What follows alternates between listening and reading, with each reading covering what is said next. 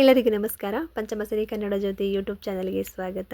ಯಾರೆಲ್ಲ ನನ್ನ ಯೂಟ್ಯೂಬ್ ಚಾನಲ್ನ ನೋಡ್ತಾ ಇದ್ದೀರಾ ಅವರು ದಯವಿಟ್ಟು ಸಬ್ಸ್ಕ್ರೈಬ್ ಆಗಿ ಅಂತ ಹೇಳ್ತಾ, ನೀವು ಸಬ್ಸ್ಕ್ರೈಬ್ ಆಗಿ ನೋಡೋದ್ರಿಂದ ನಿಮಗೆ ನೋಟಿಫಿಕೇಷನ್ ಬರುತ್ತೆ. ಹಾಗಾಗಿ ನೀವು ಈಸಿಯಾಗಿ ನನ್ನ ವೀಡಿಯೋಸ್ಗಳೆಲ್ಲನೂ ನೋಡ್ಬೋದು. ಹಾಗೆ ಪ್ರತಿ ಸಾರಿನೂ ಲೈಕ್ ಮಾಡ್ತಾ ಇರಿ ಅಂತ ಹೇಳ್ತಾ ಇವತ್ತಿನ ಲಾಗ್ನ ನಾನು ಸ್ಟಾರ್ಟ್ ಮಾಡ್ತಾ ಇದ್ದೀನಿ. ನಾವು ರಾಯರ ದರ್ಶನ ಮಾಡಿ ನಂತರ ಊಟ ಮುಗಿಸ್ಕೊಂಡು ನಾವು ಹೊರಗಡೆ ಬಂದಾಗ ಅಲ್ಲಿ ಆಟೋದವರು ನೀವು ಇನ್ನೊಂದು 5 ಪ್ಲೇಸ್ ಇದೆ ಇಲ್ಲಿ ನೀವು ನೋಡ್ಬೋದು.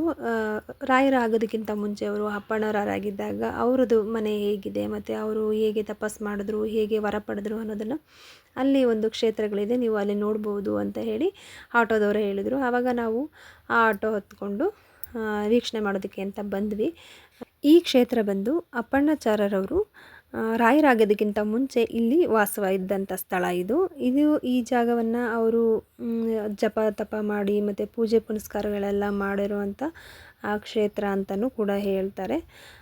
ಹಾಗೆ ಅವರು ಈ ಜಾಗದಲ್ಲಿ ಯಾವೆಲ್ಲ ದೇವರುಗಳನ್ನ ಪೂಜೆ ಮಾಡ್ತಾಯಿದ್ರು, ಅವರ ಒಂದು ಕತೆ ಹೇಗಿತ್ತು ಅನ್ನೋದು ಕೂಡ ಇಲ್ಲಿ ಫೋಟೋ ಫ್ರೇಮಲ್ಲಿ ಇಲ್ಲಿ ತೋರಿಸಿದ್ದಾರೆ ಈ ಚಿತ್ರಣವನ್ನು. ಇಲ್ಲಿ ಅವರು ಶ್ರೀಕೃಷ್ಣನನ್ನು ಆರಾಧನೆ ಮಾಡ್ತಾಯಿದ್ರು, ವಿಠಲನನ್ನು ಜಪ ಮಾಡ್ತಾಯಿದ್ರು. ಹಾಗೆ ಇಲ್ಲಿ ಒಂದು ಕೃಷ್ಣ ಸರ್ಪ ಅಂತ ಒಂದು ದೇವರಿತ್ತಂತೆ, ಅದನ್ನು ಕೂಡ ಪೂಜೆ ಮಾಡ್ತಾಯಿದ್ರಂತೆ ಅವರು.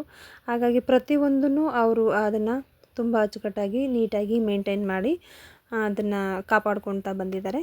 ಒಳ್ಳೆಯ ಒಂದು ಅದ್ಭುತವಾದ ಪ್ಲೇಸ್ನ ನಾವು ನೋಡಿದ್ವಿ ಅಂತ ಅಂದ್ಕೊಂಡು ಮುಂದಿನ ಕ್ಷೇತ್ರಕ್ಕೆ ಹೊರಟ್ವಿ. ಈ ಕ್ಷೇತ್ರದಿಂದ ಮುಂದೆ ಹೋಗ್ತಾ ತುಂಬಾ ಲಾಂಗ್ ಜರ್ನಿ ಇದು. ನೀವೀಗಿಲ್ಲಿ ನೋಡ್ತಾ ಇರೋ ಕ್ಷೇತ್ರ ಇದು ಬಿಚ್ಚಾಲಮ್ಮ ಕ್ಷೇತ್ರ ಅಂತ ಹೇಳಿ. ಇದು ಹಿಂದೆ ಇನ್ನೊಂದಷ್ಟು ವಿಡಿಯೋ ಇತ್ತು, ಫಸ್ಟ್ಗೆ ಇರೋದು ಇದು ಹಿಂಭಾಗದಲ್ಲಿರುವಂಥ ಎಕ್ಸ್ಟೆನ್ಸಲ್ಲಾಗಿ ಈಗ ಡೆವಲಪ್ಮೆಂಟ್ ಮಾಡ್ತಾ ಇದ್ದಾರೆ ಕ್ಷೇತ್ರವನ್ನು. ಆ ಕ್ಷೇತ್ರ ಹೊಳೆ ದಂಡೆ ಹತ್ರ ಹರಿಯೋ ನೀರಿನ ಹತ್ರ ಇದೆ. ಅದು ತುಂಬಾ ಚೆನ್ನಾಗಿದೆ ಈ ಕ್ಷೇತ್ರ. ಈ ಕ್ಷೇತ್ರದಲ್ಲಿ ರಾಯರು ಜಪ ತಪ ಹೋಮಗಳನ್ನೆಲ್ಲನೂ ಮಾಡ್ತಾಯಿದ್ರಂತೆ, ಹೊಳೆ ದಂಡೆ ಪಕ್ಕದಲ್ಲಿ ಇರೋದ್ರಿಂದ ಅದು ತುಂಬ ಚೆನ್ನಾಗಿದೆ. ಅಷ್ಟು ವೀಡಿಯೋಗಳನ್ನೆಲ್ಲನೂ ನಾವು ಮಾಡ್ಕೊಂಡಿದ್ವಿ. ನಮ್ಮ ಚಿಕ್ಕಪ್ಪನ ಮಗನ ಮೊಬೈಲಲ್ಲಿ ವೀಡಿಯೋ ಮಾಡ್ಕೊಂಡಿದ್ದು. ಸುಮಾರು ವೀಡಿಯೋಗಳೆಲ್ಲ ನನ್ನದು ಡಿಲೀಟ್ ಆಗೋಗಿತ್ತು. ಹಾಗಾಗಿ ಒಂದೊಂದಷ್ಟು ಕ್ಲಿಪ್ಪಿಂಗ್ನ ಮಾತ್ರ ನಾನು ಈಗ ಇಲ್ಲಿ ಆ್ಯಡ್ ಮಾಡಿರೋದು. ಆದಷ್ಟು ನಾನು ನಿಮಗೆ ಚಿತ್ರಣ ನೀಟಾಗಿ ಕಾಣೋ ಹಾಗೆ ವೀಡಿಯೋಸ್ನ ಕವರ್ ಮಾಡಿದ್ದೀನಿ ಅಂತ ಅಂದ್ಕೊತೀನಿ. ಯಾಕೆಂದರೆ ಈ ಕ್ಷೇತ್ರದಲ್ಲಿ ಅದೊಂದು ವೀಡಿಯೋ ಮಾತ್ರ ನನಗೆ ಮಿಸ್ ಆಗಿರೋದು. ಅದು ಬಿಟ್ಟರೆ ಇನ್ನು ಆಲ್ಮೋಸ್ಟ್ ಎಲ್ಲ ವೀಡಿಯೋಗಳನ್ನೂ ನಾನು ಮಾಡಿಕೊಂಡೆ. ಹಾಗೆ ಆ ಮೊಬೈಲಲ್ಲಿ ಇತ್ತು ಕೂಡ ನನಗೆ ಕಳಿಸ್ಕೊಡು ಅಂತ ಹೇಳಿ ತುಂಬ ವೀಡಿಯೋಸ್ಗಳನ್ನೆಲ್ಲ ಕಳಿಸ್ಕೊಂಡಿದ್ರು, ನನಗೆ ಮಿಸ್ ಆಯಿತು. ಈ ಕ್ಷೇತ್ರ ಅವರು ಜಪ ತಪ ಮಾಡ್ತಾ ಇದ್ದಂಥದ್ದು. ನಂತರ ಇದನ್ನು ಮುಗಿಸ್ಕೊಂಡು ನಾವು ಮುಂದಿನ ಕ್ಷೇತ್ರಕ್ಕೆ ಹೋದ್ವಿ. ಅಂದರೆ ರಾಯರು. ನೀವು ಎಷ್ಟು ವರ್ಷದಿಂದ ಇಲ್ಲಿಗೆ ಅಪ್ ಆ್ಯಂಡ್ ಡೌನ್ ಮಾಡ್ತಾ ಇರೋದು ಕರ್ಕೊಂಡು ಬಂದು? 17 ವರ್ಷದಿಂದನೂ. ಅಂದರೆ ಇದು ಅವಾಗಿಂದನೂ ಫೇಮಸ್ಸೇನೆ. ನಾವು ಯಾವಾಗ ರಾಘವೇಂದ್ರ ಹೌದಾ? ಮತ್ತು ನೀವು ಇಲ್ಲಿ ಕರ್ಕೊಂಡು ಬಂದಿರಲ್ಲ, ಇಷ್ಟು ದೂರ ಅಂತ ನಮಗೆ ಗೊತ್ತೇ ಇರಲಿಲ್ಲ. ತುಂಬ ದೂರ ಆಯಿತು. ಅಂದರೆ ಎಲ್ಲಿಂದ ಬರ್ತಾರ ಎಲ್ಲ ವೀಕ್ಷಣೆ ಮಾಡೋಕ್ಕೆ? ಹೌದಾ? ಮತ್ತು ಇದು ವಿಶೇಷತೆ ಏನಿದೆ ನಿಮಗೆ ಏನಾದ್ರು ಗೊತ್ತಿದ್ರೆ ಹೇಳಿ. ತಪಸ್ಸು ಮೆಚ್ಚಿ ಆಂಜನೇಯ ದೇವರು 5 ರೂಪದಾಗ ದರ್ಶನ ಕೊಟ್ಟಿದ್ದಾರೆ. ಅವ್ರು ತಪಸ್ಸು ಮೆಚ್ಚಿ ಆದ್ಮೇಲೆ ಅಲ್ಲಿ ಮಂತ್ರಕ್ಕೆ ಹೋಗಿ ಜೀವ ಸಮಾಧಾನ ಅಂತ ಹೇಳ್ತಾರೆ. ಆಮೇಲೆ ಅವ್ರು ಆ ಕಡೆ ಹೋಗಿ ಜೀವಂತ ಸಮಾಧಾನ ಇಲ್ಲಿ ಹೇಳಿದ್ಮೇಲೆ ಅಷ್ಟರಲ್ಲಿ ಬಿಚ್ಚಾಲಾಗ 13 ವರ್ಷ ತಪಸ್ಸು ಮಾಡಿರ್ತಾರೆ. ಆಮೇಲೆ ಇಲ್ಲಿ 12 ವರ್ಷ ಇಲ್ಲೇ ಸ್ವಯಂ ಉದ್ಭವ ಆಗಿರ್ತಾರೆ ಆಂಜನೇಯ ಇಲ್ಲಿ ತಪಸ್ಸು ಮಾಡಿರ್ತಾರೆ. ಅವ್ರು ದರ್ಶನ ಕೊಟ್ಟಿದ್ಮೇಲೆ ಉದ್ಭವ ಆಗಿರ್ತಾರೆ. ಹೌದಾ? ಅಂದರೆ ಅದೊಂದು 2 ಪ್ಲೇಸ್ ನೋಡಿದ್ವಲ್ಲ, ಅವೆರಡು ಪ್ಲೇಸು, ಅದು ನೆಕ್ಸ್ಟ್ ಇದು 3ನೇದು. ಮತ್ತು ನೆಕ್ಸ್ಟ್ ಯಾವ್ದು ಹೇಳೋದು? ಅಭಯ ಆಂಜನೇಯ. ಅಲ್ಲಿ ಬಿಚ್ಚಾಲಲ್ಲಿ 2, ಇಲ್ಲಿ ಆಂಜನೇಯ ದೇವಸ್ಥಾನ, ಹಿಂದೆ ಲಕ್ಷ್ಮೀ ದೇವಸ್ಥಾನ, ಆಮೇಲೆ ಅಭಯ ಆಂಜನೇಯ. ಸರಿ 5 ದೇವಸ್ಥಾನ. ಸರಿ ಥ್ಯಾಂಕ್ ಯು ಸರ್. ಹೀಗೆ ಈ ದೇವಸ್ಥಾನದ ವಿವರಣೆನ ನಮಗೆ ಇವರು ಮಾಹಿತಿನ ತಿಳಿಸ್ಕೊಟ್ರು. ನೀವಿಲ್ಲಿ ನೋಡ್ತಾ ಇರುವಂಥ ಫೋಟೋದಲ್ಲಿರುವಂಥ ಆಂಜನೇಯ ಸ್ವಾಮಿನೇ ರಾಯರಿಗೆ ಕಾಣಿಸ್ಕೊಂಡು ವರವನ್ನು ನೀಡಿರೋದು.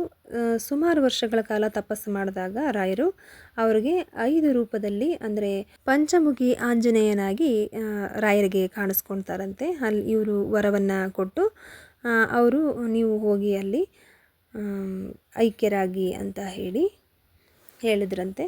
ಹಾಗಾಗಿ ಈ ಕ್ಷೇತ್ರದಲ್ಲಿ ಆಂಜನೇಯಂದು ಪಾದ ಅವರೇನು ಧರಿಸ್ತಿದ್ರು ಅದನ್ನು ಪೂಜೆ ಮಾಡ್ತಾರೆ. ಇಲ್ಲಿ ತುಂಬ ದೇವಸ್ಥಾನಗಳಿದೆ ಇದರ ಒಳ ಆವರಣದಲ್ಲಿ. ನಮಗೆ ಒಳಗಡೆ ಈಚೆ ಕಡೆ ವಿಡಿಯೋ ಮಾಡೋದಕ್ಕೆ ಆಯಿತು, ಒಳಗಡೆ ವಿಡಿಯೋ ಮಾಡೋದಕ್ಕೆ ನಮಗೆ ಅವಕಾಶ ಕೊಡಲಿಲ್ಲ. ಅಂದರೆ ಅಲ್ಲಿ ದೊಡ್ಡದಾಗಿ ಬೋರ್ಡ್ ಹಾಕ್ಬಿಟ್ಟಿದ್ದಾರೆ, ಯಾರೂ ಕೂಡ ವಿಡಿಯೋ ಮಾಡುವಾಗಿಲ್ಲ ಅಂತ. ಹಾಗೂ ನಾವು ಟ್ರೈ ಮಾಡಿದ್ವಿ.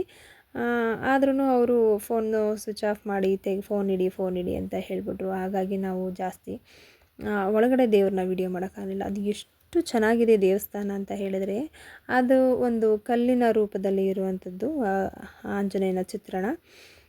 ಆ ಚಿತ್ರ ಅದಕ್ಕೆ ಬೆಳ್ಳಿಯಿಂದ ಅಲಂಕಾರ ಮಾಡಿದ್ದಾರೆ. ತುಂಬಾ ಚೆನ್ನಾಗಿದೆ. ಈಗ ನೀವಿಲ್ಲಿ ನೋಡ್ತಾ ಇರೋದು ಆಂಜನೇಯನ ಅವರು ಧರಿಸ್ತಿದ್ದಂಥ ಪಾದಕ್ಕೆ ಅಂತ ಹೇಳ್ತಾರೆ.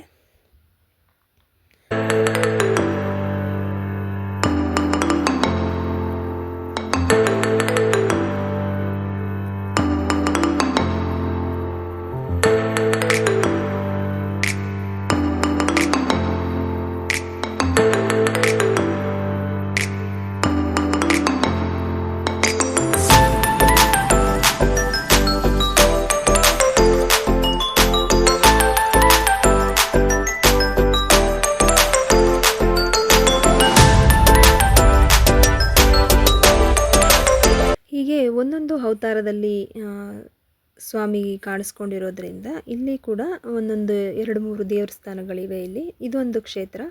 ಇದು ಲಕ್ಷ್ಮೀ ನರಸಿಂಹಸ್ವಾಮಿ ದೇವಸ್ಥಾನ. ಇದು ತಾಯಿ ಲಕ್ಷ್ಮಿ ಇಲ್ಲಿ ಅಲಂಕೃತಳಾಗಿ ಕೂತಿದ್ದಾಳೆ. ತುಂಬಾ ಚೆನ್ನಾಗಿದೆ ಈ ಕ್ಷೇತ್ರ, ಈ ದೇವಸ್ಥಾನ ಕೂಡ.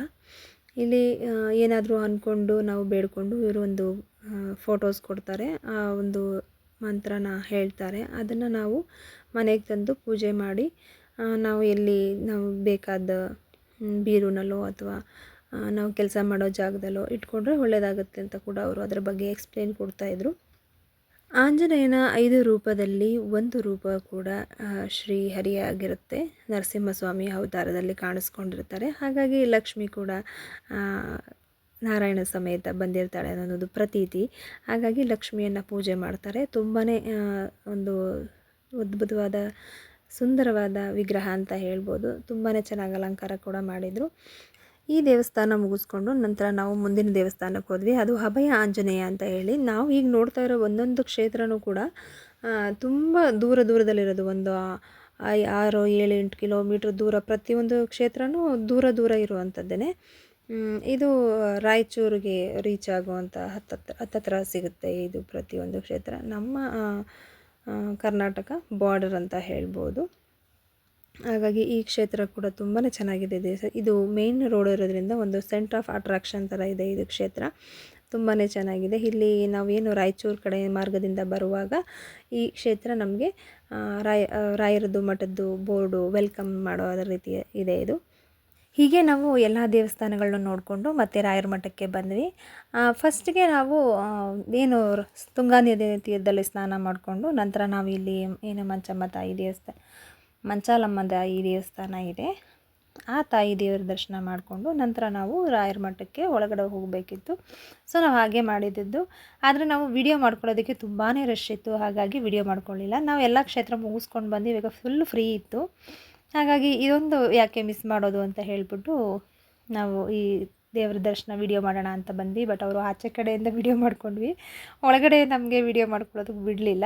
ಸೊ ದೇವ್ರ ದರ್ಶನ ಮಾಡಿಕೊಂಡು ಕೈ ಮುಕ್ಕೊಂಡು ಹೂವು ಅಕ್ಷತೆ ಕೊಟ್ಟು ಕಳಿಸಿದ್ರು. ಖುಷಿ ಆಯಿತು. ಎಲ್ಲ ಕ್ಷೇತ್ರಗಳಿಗೂ ಹೋಗಿದ್ದಾಗ ನಾವು ಸುಮ್ಮನೆ ಹಾಗೆ ನೋಡ್ಕೊಳ್ತಾ ಬರ್ತಿದ್ವಿ. ಎಲ್ಲೂ ಮತ್ತು ಹೂವು ಪ್ರಸಾದ ಕುಂಕುಮ ಸಿಕ್ಕಿರಲಿಲ್ಲ. ಫೈನಲ್ ಆಗಿ ಲಾಸ್ಟಿಗೆ ಇಲ್ಲಿ ನಮಗೆ ಸಿಕ್ತು. ಮಠದ ಆವರಣದಲ್ಲೇ ನಾವು ಇನ್ನೊಂದು ಸುತ್ತ ಹಾಕಿದ್ವಿ. ನಾವು ಮುಂಚೆ ನೋಡಿದಾಗ ಇದನ್ನು ಪರದೆ ಹಾಕಿ ಮುಚ್ಚಿಟ್ಟಿದ್ರು. ಈಗ ಈ ಪೀಠವನ್ನು ತೆಗೆದಿದ್ರು. ಹಾಗಾಗಿ ನಮಗೆ ಇದೊಂದು ವಿಡಿಯೋ ಸಿಕ್ತು. ಇಲ್ಲಿ ನಾವು ದೇವಸ್ಥಾನದ ಒಳಗಡೆ ಹೋಗಬೇಕಾದ್ರೆ ಈ ಬಾಗಿಲು ಮುಖಾಂತರ ಅವರು ಪುರೋಹಿತರು ಇರ್ತಾರಲ್ಲ, ಅವರು ಓಡಾಡ್ತಾರೆ. ಒಂದು ಸಣ್ಣ ವಿಡಿಯೋನು ಮಿಸ್ ಮಾಡೋದಕ್ಕೆ ಇಷ್ಟನೇ ಆಗಲಿಲ್ಲ. ಎಲ್ರಿಗೂ ನಮಸ್ಕಾರ. ದೇವ್ರ ದರ್ಶನ ತುಂಬ ಚೆನ್ನಾಗಾಯಿತು. ನಾವು ಕೂಡ ಈಗ ರೆಡಿಯಾಗಿ ಬಸ್ಸಿಗೆ ಹೋಗ್ತಾ ಇದ್ವಿ. ಅದ್ರ ಜೊತೆ ಒಂದು ಒಳ್ಳೆ ಶುಭ ಸಮಾಚಾರ ಏನಂತಂದರೆ ಇವತ್ತು 300 ಜನ ಸಬ್ಸ್ಕ್ರೈಬರ್ ಆಗಿದ್ದಾರೆ. ಒಂದ್ಸರಿ ರಾಯರನ್ನ ದರ್ಶನ ಮಾಡೋಣ. ರಾಯರ ಖುಷಿ ನನಗಂತೂ ಬಹಳ ಖುಷಿ ಆಯಿತು. ನಿಮಗೂ ಇದೇ ರೀತಿ ನನ್ನದೇ ಖುಷಿ ಆಗುತ್ತೆ ಅಂತ ಅಂದ್ಕೊತೀರಿ. ಖುಷಿಯಾಗಿ ನೀವು ಕೂಡ ದೇವ್ರ ದರ್ಶನ ಮಾಡಿ. ರಾಯರು ಎಲ್ರಿಗೂ ಒಳ್ಳೇದು ಮಾಡಲಿ, ಎಲ್ಲರೂ ಕಾಪಾಡ್ತಾರೆ, ಹರಿಸ್ತಾರೆ. ನಮ್ದು ಏನೇ ಕಷ್ಟಗಳಿದ್ರೂ ರಾಯರು ಈಡೇರಿಸ್ತಾರೆ ಅನ್ನೋದೊಂದು ಚಿಕ್ಕ ವಯಸ್ಸಿನಿಂದಲೂ ನನ್ನ ನಂಬಿಕೆ. ಆ ನಂಬಿಕೆ ಇದುವರೆಗೂ ಮುಂದುವರಿತಾ ಬಂದಿದೆ. ಇದು ಕೂಡ ಹಾಗೇನೆ ಅಂತ ಅಂದ್ಕೊತೀನಿ. ಎಲ್ರಿಗೂ ಒಳ್ಳೆಯದಾಗಲಿ. ನಮಸ್ಕಾರ.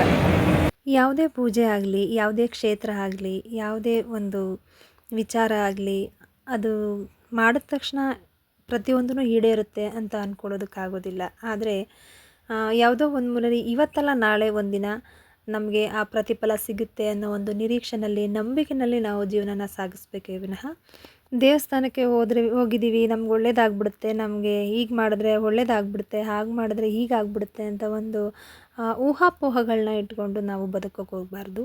ಕಾರಣ ಇಷ್ಟೇ, ಯಾವತ್ತಿದ್ರೂ ದೇವರು ಯಾವುದಾದ್ರೂ ಒಂದು ಮುಖಾಂತರ ಒಂದು ಒಳ್ಳೇದು ಮಾಡೇ ಮಾಡ್ತಾನೆ. ಕಾಯೋ ತಾಳ್ಮೆ, ಸಹನೆ, ಶಕ್ತಿ ಆ ಭಗವಂತ ನಮಗೆ ಕೊಡಬೇಕು ಅಂತ ನಾವು ಕೇಳ್ಕೋಬೇಕೇ ವಿನಃ ದೇವರೇ ನಮಗೆ ಅಂಥದ್ದು ಬೇಕು ಇಂಥದ್ದು ಬೇಕು ಅಂತ ಭಗವಂತನಲ್ಲಿ ಏನೂ ಕೇಳೋಕ್ಕಾಗೋದಿಲ್ಲ. ದೇವರ ಕೃಪೆ ಮಾತ್ರ ನಾವು ಬಿಡಬೇಕು.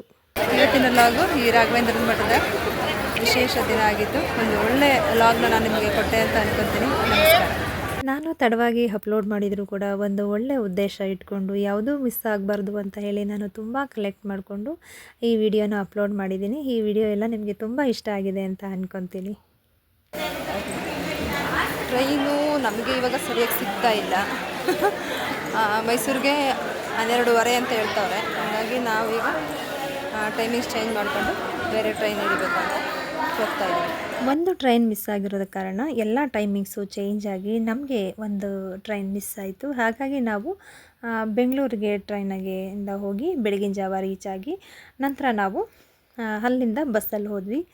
ಸೊ ಇವತ್ತಿನ ಜರ್ನಿ ಹೀಗಿತ್ತು ನಮ್ಮದು. ಬೆಂಗಳೂರು ಕೂಡ ನೋಡಿದಾಗಾಯಿತು ಅಂತ ಅಂದ್ಕೊತೀವಿ. ತುಂಬ ಚಿಕ್ಕವಳಿದ್ದಾಗ ಹೋಗಿದ್ದದ್ದು. ಆ್ಯಂಡ್ ಬೆಂಗಳೂರಿಗೆ ಅಂದರೆ ಒಂದು ಮೇನ್ ರೋಡಲ್ಲಿ, ರಿಂಗ್ ರೋಡಲ್ಲಿ ಅಷ್ಟೇ ಹೋಗ್ತಿದ್ದು. ಒಂದು ಬೆಂಗಳೂರು ಬಸ್ ಸ್ಟ್ಯಾಂಡ್ ಹೇಗಿದೆ ಮತ್ತು ಬೆಂಗಳೂರು ರೈಲ್ವೆ ಸ್ಟೇಷನ್ ಹೇಗಿದೆ ಅಂತಲೂ ಕೂಡ ಗೊತ್ತಿರಲಿಲ್ಲ. ಒಂದು ಒಳ್ಳೆ ಜರ್ನಿ ಅಂತ ಹೇಳ್ಬೋದು. ನಿಮಗೂ ಕೂಡ ಇಷ್ಟ ಆಗಿದೆ ಅಂತ ಅಂದ್ಕೊತೀನಿ. ನಮಸ್ಕಾರ.